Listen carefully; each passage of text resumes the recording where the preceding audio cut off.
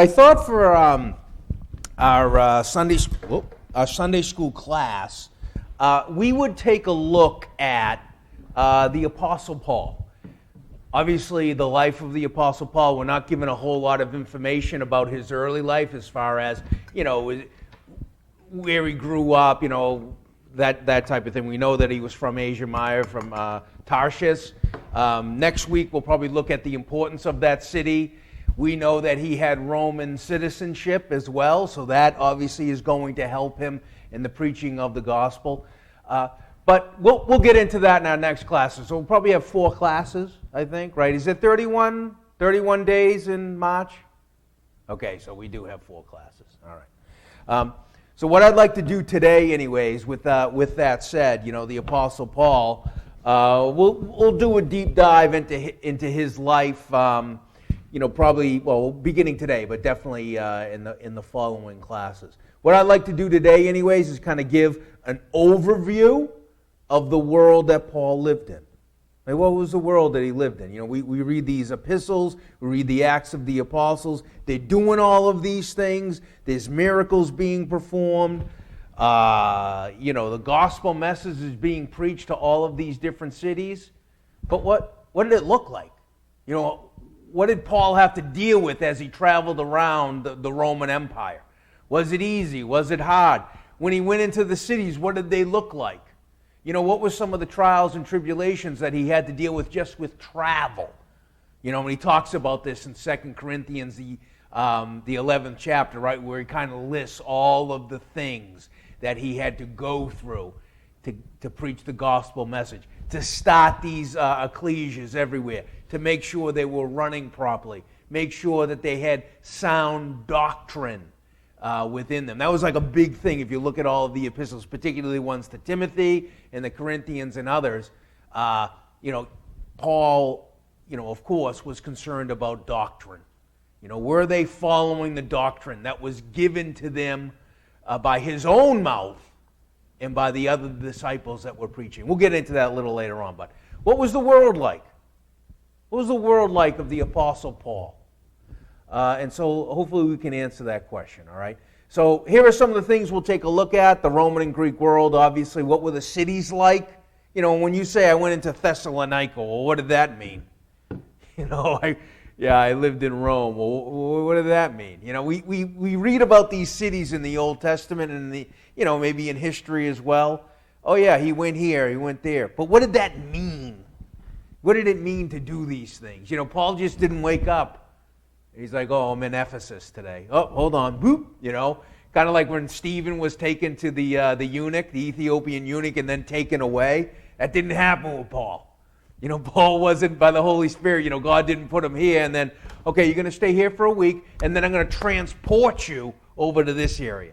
He had to use the mechanisms of travel afforded to him at this point in time in the ancient world. So, what were roads and waterways like? We learn of we hear a lot about Roman Roman roads, and it's true they had a lot of roads. But one of the easiest way to travel was by water. It was actually a little safer, and you could carry a lot more things or transport a lot more things on a ship than you could on roads. That didn't mean people didn't travel on roads, believe me. But shipping was the big way to travel, and Paul did that, right?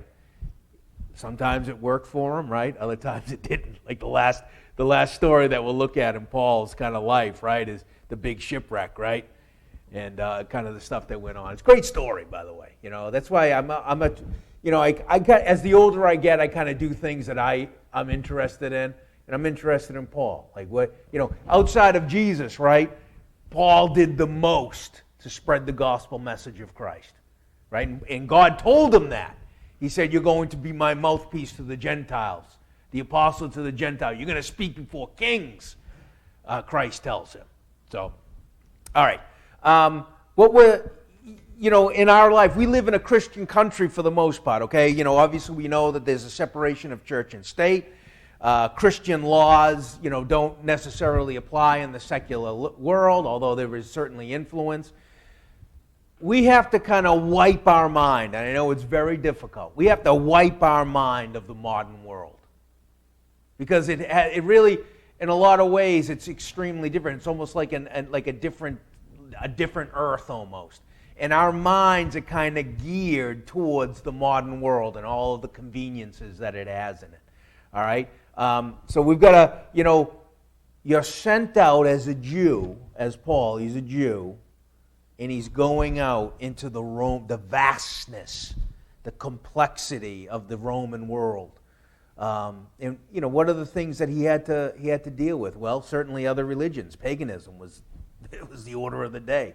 Cults, astrology, oracles, magicians. I actually did a few years ago. I did a midweek class on some of the cults and stuff like that were around there. Again, something that I found interesting. I hope you did too. But this was the world. No one knew about Jesus. No one knew about Moses and the promises made to Abraham and God's plan for salvation as given to the prophets in Judaism. No one knew anything about that. No one cared. And so this is the world that Paul is being sent to by Christ, to change the world in a very fundamental way. A total change of the Roman world. It's going to take about 300 years, but Rome is going to go from a hardcore pagan superpower to a Christian empire, Christian kingdom in about 300 years, 350 years. Pretty amazing. All right? Okay, and then, the Jews in the Gentile world, what did that look like?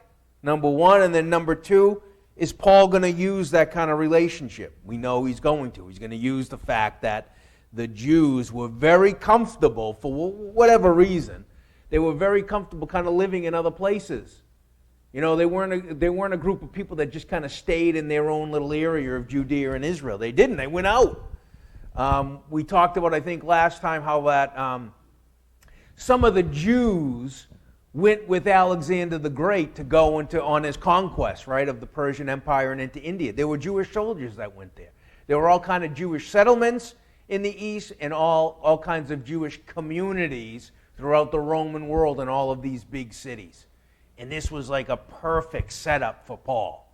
It's a perfect setup. He was very comfortable, right? He was very comfortable in the synagogues. He could preach. He knew the law. He grew up at the feet of Gamaliel. We'll see what that's all about. And so he's preaching all of these things first to the Jews, right? He tries to get the Jews on board, but it wasn't a 2-year period. It wasn't great, right? He had all of these fights in these different synagogues. And word would travel before him, oh, here comes Paul and Barnabas. They're teaching some strange doctrine. And a lot of times there would be uproars, right? There'd be riots, which happened all the time, brothers and sisters, in these ancient cities. Riots all the time. All right. Pax Romana, the Roman peace. This is one of the things that God is going to use, the fact that Rome was at relative peace during this time and trade went everywhere. People were going back and forth. It was a great kind of situation. All right. So, very quick background on Rome. Okay, Rome is located in what country, Judy? What country is Rome located in? Italy. All right. And so it really started out as a very, very small little kind of backwater town, right? You guys hear about the story of Romulus and Remus. The wolf is going to keep them alive until these two twins are going to be found by a shepherd. The shepherd is going to raise them. Unbeknownst to the shepherd, these two were nobles, right? They were the future king, or Romulus was, anyways. Okay. They slowly, very slowly, they're going to get into fights with the other tribes in Italy. Shocker, I know. And through battles and deals and diplomacy and stuff like that, again, very slowly, they're going to take over all of Italy. All right, and the vastness of Italy, and particularly up in the north, the Po Valley, very rich in agriculture. Up in the north as well, there's mines, like gold mines, silver mines. There's copper in this area too. But listen, the Romans were never satisfied with just Italy, and they kind of pushed. They pushed northward. They had a big fight with the Carthaginians, who were from the city of Tyre. And the Phoenicians, which should be, we should know them as well because they were neighbors of the Jews. They were neighbors of the Israelites up north. And in fact, Ezekiel has a lot to say about Tyre and their kind of obsession with monetary things, with material things. And that kind of fits exactly with the history of the Phoenicians. They were really obsessed with trade and with material things. And they're going to start a big city called Carthage. They're going to get in a big fight with the Romans. The Romans eventually going to win. And very slowly they're going to they're going to conquer Spain. They're going to conquer Gaul and Greece, Asia Minor, so on and so forth in a very slow process. I probably should have moved you up to the front in the first place. You know what I'm saying? Susie's in the background. He's paying attention now, but very easily distracted. You're in the right spot, buddy. I talked to your mom and dad, actually. It's like, put him in the front row. Perfect. Or you're the type of kid that's like, oh, Mr. Dineen forgot my glasses. You know what I'm saying? I know the tricks, guy. All right. So the Punic Wars is going to give the Romans complete control over the Mediterranean Sea. And so what this does is it is going to unify all of these people under one kind of set of rules and regulations. That doesn't mean that, the cultures of these different places didn't continue on. We know that they continued on because, in fact, the Romans are going to, it's like a soft conquer. All right, they're going to soft conquer Judea. They're going to put in place their own, the different Herods and stuff like that. They're going to be their client kings. But we know that the culture of the Jews continued on. Had their temple, had all of their rituals and their customs, and Rome would allow that all the time. They'd say, okay, just as long as you're paying your taxes, you're not causing us problems, everything's good. Just make sure you pay your taxes. And, we know the Jews begrudgingly did this, and eventually it's going to come to a head. But anyways, there's a great little story. I've probably told this before, but, there was a group of people that, they wanted to fight Rome. Rome was kind of bullying people. And one of these great lines was one of the Roman generals goes, and he has this conversation with the other general, and he says, look, Rome offers you war or peace. It matters not to Rome. Oh, we're dealing with a tough guy here, right? And so this is Rome's attitude. They're going to take over everything. We're Roman. We're the best. That type of thing, okay? They were heavily influenced by the Greeks. And so when historians talk about this period, oftentimes you may hear, and you've heard this, the Greek and Roman period, okay? Because the Romans are like, oh, the Greeks, yeah, we love their culture. They were really impressed by Greek culture. Okay, they thought that the Greeks were a little too effeminate for the Roman taste, but whatever. The learning, the literature, the culture, that type of thing. So, and their religious beliefs, as we're going to say. The Romans completely copied all the Greeks, just gave them different names. Like, for instance, Zeus, right, the main god of the Greeks, he turned into Jupiter, right? Same guy. Did the same thing, same story, same fables, that type of thing. So, all right, questions, comments from me before we go on. All right, first 15 minutes, beautiful. Beautiful. I haven't lost anybody, I don't think.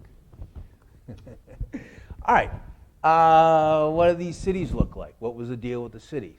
Okay, so this is a picture, I believe, of Calcutta, I think. Oh no, you know what this is? This is Medellin in Colombia, and then on the hillside. This place is actually where Escobar and a lot of the drug dealers. This is where they kind of cut their chops and made their a name for themselves. In kind of places like this. So take a look at this. Okay, ancient cities were super crowded. Like a modern day Hong Kong. You ever see pictures of Hong Kong? There's an apartment complex in Hong Kong that you don't have to leave the apartment complex to get anything you want. They have supermarkets in there. It's this massive complex that you don't even have to leave. And it's kind of stacked. And then they have these massive, gigantic apartment complexes that you can't even see. When you're down on the ground, you can't even see the sun. So that's how kind of congested Hong Kong is. I'm sure you've seen pictures of it. It's a congested city. All right, very small group of people were kind of crammed into a very small area. Sanitation great? No. Were there no-go areas in these cities? Violence? Absolutely, sure. Violence was endemic in a lot of these places. Fire, plague, disease, earthquakes, crime, violence, open sewers. They didn't, some of the more wealthier kind of nobility would have kind of running water. They would have like a fountain that would came in running water into their, they'd actually have a little tap too that they could, a little thing that they could stop the water from coming in. But the regular guys, regular Joe Schmoes like us, we're not going to have running water. Okay, these cities would have public toilets though. You could go there. That's you did your business. Public, like in Rome, they had fountains everywhere. They would bring the water into Rome, but it was you had to bring the water from Rome into your home if you didn't have it. So there's that aspect. A lot of different people coming to these cities. The cities were where it was at. Cities was where you could make your money, go into a different lifestyle, that type of thing. People from all over the Roman world are going to come to these cities. Incredible amounts of trade. When we think of trade, we know, I was reading an article the other day about the cranes that lift up, the massive cranes that lift up all of the stuff off the cargo ships. I guess 90% of all the components of these cranes are made in China. And I guess there's like spy software that the Chinese put into these cranes that they can actually like monitor the things that are coming in. It was wild. And so the Chinese are making these cranes, but they're also putting little spy technology and software into the mechanisms of the crane. So anyways, just kind of think about the hustle and the bustle and all of the cargo that is coming through like Long Beach, California. Think about that. It was no different with Rome, right? On a scale. People, from the time the sun went up to the time it went down, people were busy. Okay, and it wasn't like I need my own time, I need my own space, right? It didn't happen in these big cities. You didn't have your own space, particularly if you were kind of like the working poor, which unfortunately the majority of us would be. If you look at the numbers, we'd all be like working poor. Would have a job, maybe one of us would scrap it a little bit and maybe make a little bit more. But come on. Hopefully, we would all be free men. We would be citizens at least. But again, the numbers tell us probably the majority of us are either going to be working poor or slaves, right? Not great. So again, this is the type of people that Paul is coming to contact with. A lot of slaves, right? A lot of disenfranchised people. A lot of people that were kind of sick and tired of just kind of the rituals of the pagan temples, right? They weren't offering anything to the people. And that's going to be a big thing with Paul. Paul's going to offer them something.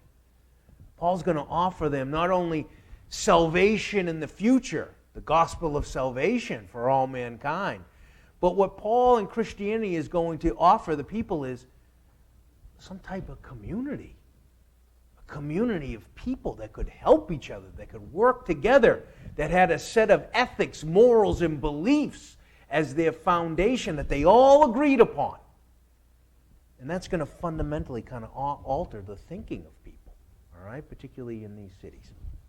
All right, small population of rich, right? You're probably talking about like a 5 to 95%, 5% were really wealthy, right? You had some kind of middle class, very small middle class. And then the rest, like I said, slaves, working poor, just trying to make ends meet, okay? Sometimes you had enough food, sometimes you didn't. You had a lot of kids, obviously. There wasn't access to birth control, that type of thing. 4 kids. Oh, sorry. Oh, I apologize.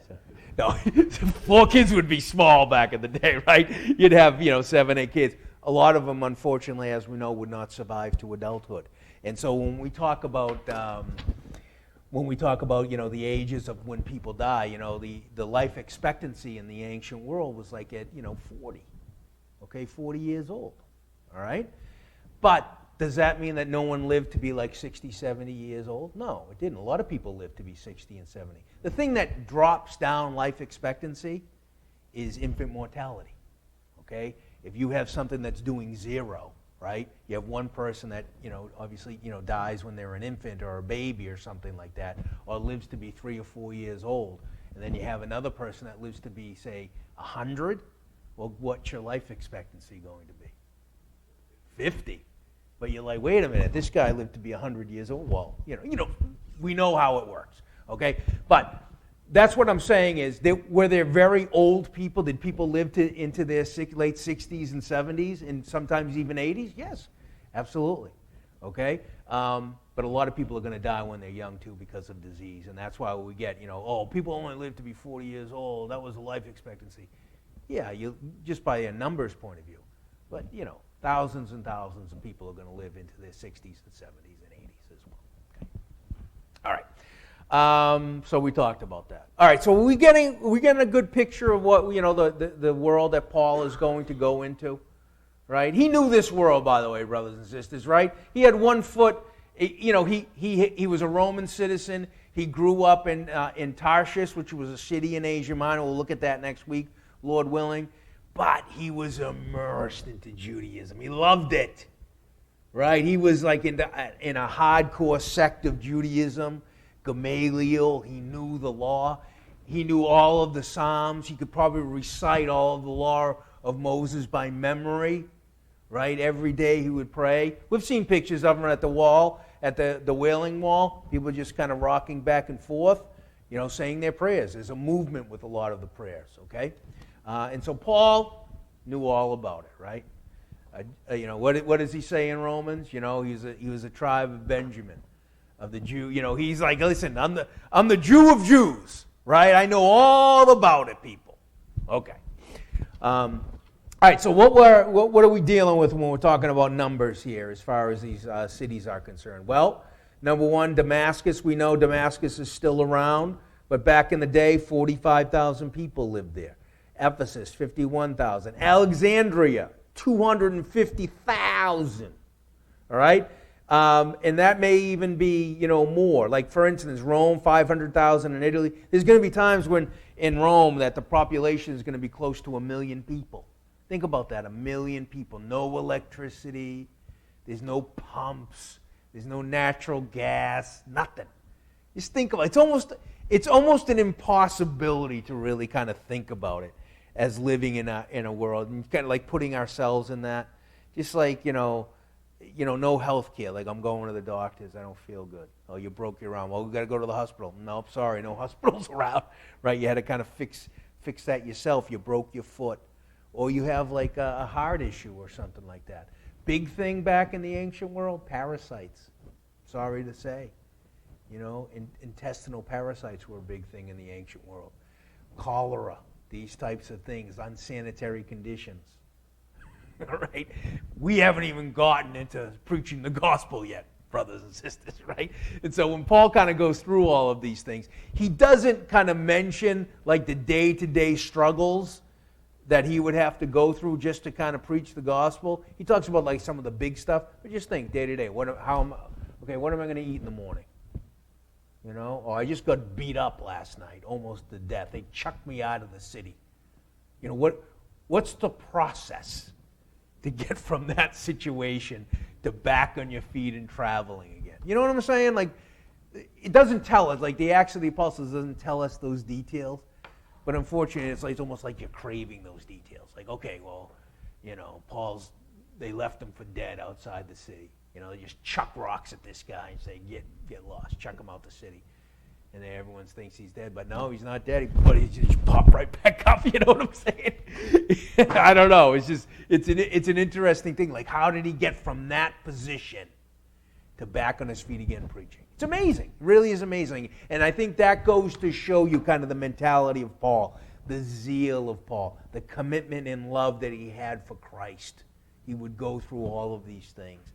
And as he says, not only going through all of these physical and mental things, he's also got to what? He's got to kind of manage the ecclesias too, right? He's got to take care of some of these issues. And this is where we get the letters. So, and they're beautiful letters, aren't they? They're almost... in some cases, they're beautiful written literature, right? From a literature point of view, But we can see the love that he has for people, right? You can see the love that he has for his brothers and sisters and the love that he has for Christ. And he's going to, throughout all of this, throughout all of his travels, all of the things that he's going through, he takes time to kind of write these beautiful letters to his brothers and sisters, right? And the majority of them are what? They're upbeat. They're positive. You know, something, he kind of has to drop the hammer on some people, understood, but the majority of them is like, listen, show the same love that Christ showed. Show it to each other. Be meek and gentle and kind to each other, right? These types of, what does he say there in Ephesus? Be kind one to another, tenderhearted, forgiving one another, even as God, for Christ's sake, has forgiven you. I just think that is a wonderful statement of hope, of joy, of community, while he's going through all of this kind of trial and tribulation, navigating the Roman world. And he sits down and he writes these kind of beautiful, encouraging words to us. Words to the early day brothers and sisters. He writes to us as well. He didn't care about himself. He didn't care about his own kind of, he says, I count all things like refuse, right? He says, they're all junk to me. They're all trash to me, except for the gospel of Christ. And so just, lastly, kind of cities where, like, we talked about this, right? It's a place where things were happening, right? Maybe you wanted to kind of work yourself into the good graces of one of these noble families or something like that, right? They would sponsor you. They would be your patron, all right? You know how, like Michelangelo and Leonardo da Vinci, they made all of these things? They didn't have another job, They weren't like sharing sheep on the side. They do this in their part-time. This was their full-time job. They had clients, though. They had patrons that would pay them money to work on certain types of things. And so without the wealthy giving like Michelangelo and Leonardo and others, Botticelli and all these other people from the Renaissance, if they didn't have the resources, they would never have done the things that they did. So this is a way of resources. You see genius, you apply the resources, and then boom, you get the Sistine Chapel and all of these other things as well, all the great inventions of Leonardo. And that's how it worked in the ancient world, brothers and sisters. It isn't like you went to the bank and said, I would like a loan for $500,000. I'm going to start my own business. Yeah, do some paintings. I'm really good at the marble and whatnot. It's like you're not getting a loan. There's no one. But if you do find a rich person that says, he's really into art and he loves, he loves sculptures and colors. He's really into that and he's got a little extra money. Boom, you're the guy. Rich people do that today, right? Wealthy people. Some of the prices of this ridiculous art, it's still going on today. All right? And so if you had some type of skill, you didn't want to just kind of hang out in the hills of Judah, right? Maybe you would, if your mind was someplace else. But other people didn't want to just stay in the hills of Judah and live a nice, quiet life. I want to go to the city, baby. So the action is. Let it ride, right? And so this is what happens. It was a place of learning, all kinds of different temples, people everywhere. You're running into different types of people. And you can understand in this environment how quickly a new religion and a new way of living would spread, right? Paul talks to a sailor, Salem Ben, right? Blah, blah, blah. Talks about Jesus Christ, this, that, and the other thing. Sailor looks at him, okay, I got you. Sounds a lot to my neighbor, the Jewish guy. He sounds a lot like this. Oh, yeah, it's a lot like that. But let me tell you something about Jesus. Boom. Anyways, he tells you get on your ship, you go out to Spain from Rome. Now you are carrying this kernel. Maybe you talk to somebody. You say, you know what? This guy really made an impression on me. And so, you've got it now. And this is how it's going to. Maybe another guy comes in contact with you, Ben, right? Who came in contact with Apollos or something. We don't know how the Holy Spirit worked in this situation, but it's fascinating, right? Eventually, it's going to spread through the whole Roman world. You guys, I'm sure, have heard the old maxim, all roads lead to Rome. I have a couple pictures to show you that indeed is true, okay? But, Rome, they didn't They didn't build roads because they were magnanimous to people. Oh, you need a road? Sure, buddy, I'll build you a road. You need help with the transportation, do you? They didn't build roads for that. They built roads for one reason: to get their war machine to the people that they wanted the war on. And this is why there's so many roads, particularly as we're going to see.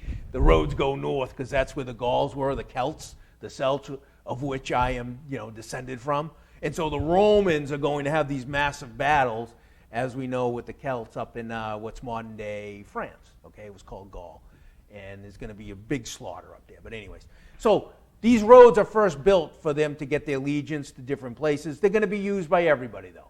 The road is built now. It's like, oh, nice flat area. I can take my goods. It's a lot easier than walking on these little paths through up and down foothills and in forests and stuff like that. Look at this nice straight road. And then they would use it as well. And so they would go before they would build these roads to go up to, say, like up into Germany or something like that to fight the barbarians. And then afterward, when they were done, they didn't rip up the road. Like, here you go, here's your road. And so they would use that. People that were traveling would use the roads. Traders, obviously, common people. They weren't safe, though. A lot of times they weren't safe. There were areas on the road. There were a lot of bandits. You get robbed. This was one of the things why, like travelers, traders, overland traders particularly, they were always armed. They always had like a contingency. Some of the bigger caravans, right? We're talking about 400 or 500 different types of animals. They would have an armed escort, right? Would have an armed escort. In fact, we know about this because in Ezra, he didn't want a guard. He didn't want the Persians to give him soldiers. He said, "I'm going to trust in God. I don't need your soldiers." So this is interesting. The first group of Jews that came back from Babylon to Jerusalem did it without an escort, without an armed escort. They did it themselves, which is pretty scary. And so there were scary spots as well as they went to different locations. Okay, thievery, robbery. Well, we know the Good Samaritan, right? What happened to this guy? He was just going from Jerusalem down into Jericho. What happened? He got beat up and he got robbed. Happened all the time. Okay? And Paul talks about this, right? Perils here, troubles here, fearful. Like a deep dive into the psychology of Paul while he went through all of these things. Like there had to be a time, I'm sure. He says this a couple times in his writings. We despaired even unto death. Remember he said that? We'll look at that later on. He despaired even unto death. He's like, he just wanted to die. It was so grievous to him, so difficult. And it just shows you the type of individual. A lot of these stones would get slippery when wet. All right, so you didn't have a lot of good traction. The Roman soldiers actually had little nubs of metal on there, kind of like cleats on the bottom of their boots, their sandal boots, and that's how they kind of kept traction. Particularly when you have a mass of men crashing up against you, you wanted to have cleats to kind of stay in your position. So long distances. Again, if you can't do it by ship, obviously there's places on the earth that you can't get to directly by ship, and so what would happen is obviously you'd ship a large shipload full of goods, and then it would be transported to different places. Kind of like we do, the big ships come in, unloaded by the spy software Chinese cranes, and then they're put on what? They're put on trains or trucks, right? Usually trains, they go and trains can haul massive amounts of, stuff, right? And that's how we do it. We're still doing the same thing, just on a larger, more, just on a larger and a more, not intimate, but more complex way. And we're using modern technology and internal combustion engines, that type of thing. All right, so couple right here. Number one, you can see all of the different roads where they went. You can see the trade routes as well in the Mediterranean Sea. Look at all the different shipping routes in the Mediterranean Sea. He's going to take advantage of this. Okay, Paul's going to take advantage of this. He's going to travel everywhere via ship. You go to like Joppa, which was the main shipping in Caesarea. in Israel at this time, hundreds of ships would be coming in and out of those places constantly. Boom, unloading things, loading things back on. You know, it was just boom, boom, boom. So roads, shipping lanes, that type of thing. All right, pretty complex world that Paul is going to be having to deal with.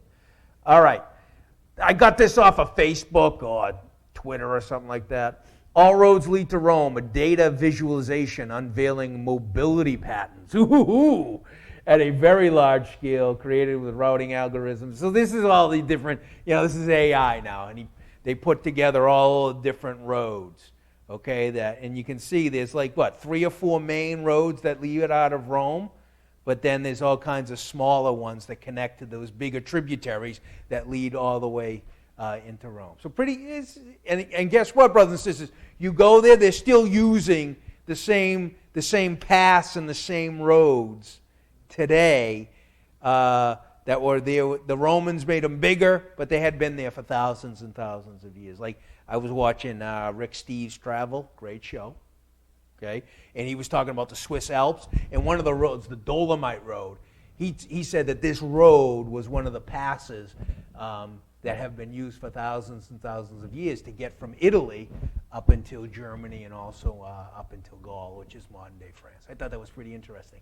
It's like, well, if it's not broke, don't fix it. Let's just leave. So a lot of these roads in Europe, Roman roads. They just repaved them. I saw another thing, too, they were comparing a modern road with all the potholes and asphalt and everything. It's like, this one is trash. This road from Rome 2,000 years ago is still in operation. It's not that easy, but they do have a point. Okay. Is this?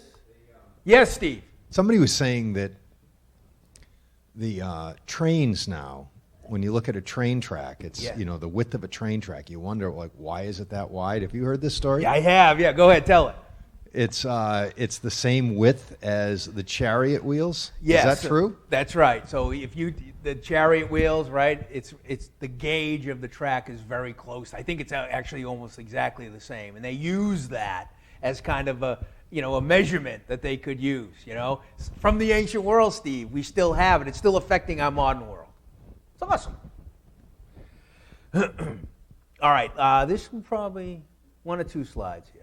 One of the Greek poets, Hesiod, said that there were 33,000 gods in the world, Roman world and other places. Okay, Roman gods, Egyptian gods, North African gods, Mesopotamian gods, temples everywhere. 33,000 gods, right?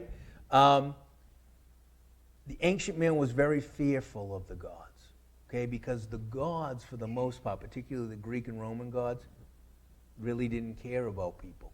In fact, the Greek gods had a lot of the same characteristics as people, like negative characteristics. Jealous, vengeful, without pity, without mercy, no compassion, that type of thing. And so, a lot of writers would say that, human beings are kind of just like playthings for the gods. They had a different understanding of their relationship with their gods. It was one of fear. That at any time, a god could get angry. Zeus could get mad at you. Tammy, get mad at you. Boom. It's over. It's over. He's been saying some stuff about you. And so there was a lot of religious anxiety, what are the gods going to do? Are the gods going to send rain, right? Are we going to have a good harvest? That type of thing. Along with this, there were also very secretive kind of mystery cults, religious societies that were dedicated to one special god, okay? The cult of Mithras. This involved a lot of killing of it was in an underground place. There was an ox that would be killed, and then the blood would be slowly kind of sprinkled on the priests and stuff like that. It was a whole ritual. But Isis was a big one. These different types of cults, okay, that were secretive and they were just dedicated to one particular god. There were oracles. You would go to find out, what was going to happen in your life. You would go to different oracles with a question, and hopefully you would get some advice.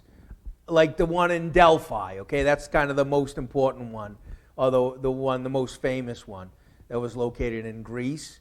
And people would go on pilgrimages to go to the Oracle of Delphi. Like, that was important. Before any big, like a general goes on campaign or something, or there's a big battle, oftentimes they would go. Like Alexander the Great went to the Oracle of Delphi. Other great, Greek generals would go to the Oracle of Delphi. And they would have a question, am I going to be victorious, this type of thing.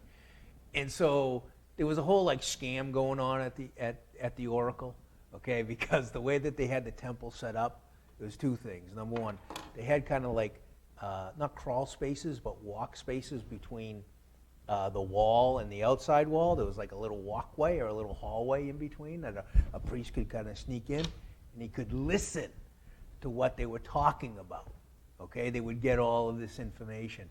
He would go and he would share that with the girl who was the oracle, okay? So now you have some background information, number one.